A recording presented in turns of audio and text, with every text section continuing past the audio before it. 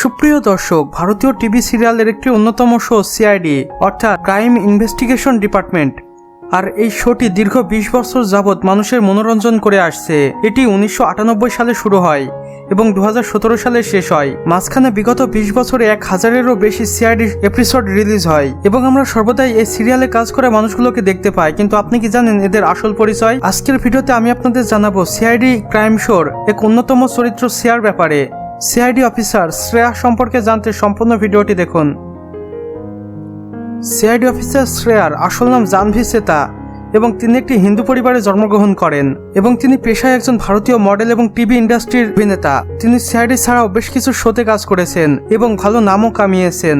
Inspector Shreya অর্থাৎ জাহ্নবী সেটা তার অভিনব অ্যাক্টিং এর জন্য বিখ্যাত এবং তিনি মানুষের মনে জায়গা করে নিয়েছেন। বর্তমানে শ্রেয়া তার প্রতিটি এপিসোডের জন্য 50 থেকে 80,000 টাকা চার্জ করে থাকেন এবং তিনি সবসময় প্রায় শুটিংয়ে ব্যস্ত থাকেন। বর্তমানে তিনি মুম্বাই একটি ছোট্ট ঘর নিয়েছেন এবং সেখানে তার ফ্যামিলি নিয়ে থাকেন। তার ফ্যামিলিতে তার মা বাবা রয়েছে। জাহ্নবী সেটা ওরফে সিআইডি অফিসার শ্রেয়ার বর্তমান বয়স 40 বছর।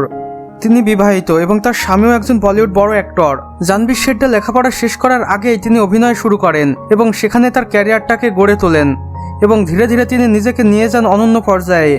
বর্তমানে তিনি সিআইডি ছাড়াও বেশ কিছু টিভি শোতে কাজ করছেন এবং সেখান থেকেও কামাচ্ছেন মোটা অঙ্কের টাকা। বর্তমানে তার কয়েক কোটি টাকা রয়েছে এবং মুম্বাই একটি বিলাসবহুল বাড়িও রয়েছে। সেই সাথে তিনি বিলাসবহুল বেশ কিছু কার ব্যবহার করেন যাতায়াতের জন্য।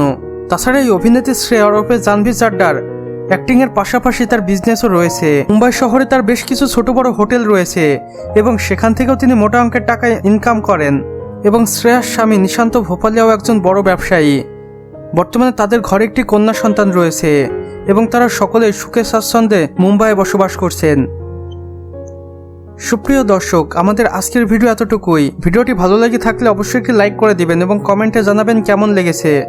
সেই সাথে আপনি যদি নতুন হয়ে থাকেন অবশ্যই চ্যানেলটি সাবস্ক্রাইব করে পাশের বেল আইকনটিতে ক্লিক করে দিতে ভুলবেন না, যেন আমাদের নতুন ভিডিওর আপডেট আপনার কোনোভাবেই মিস না হয়ে যায়। সম্পূর্ণ ভিডিও দেখার জন্য আপনাকে অসংখ্য ধন্যবাদ।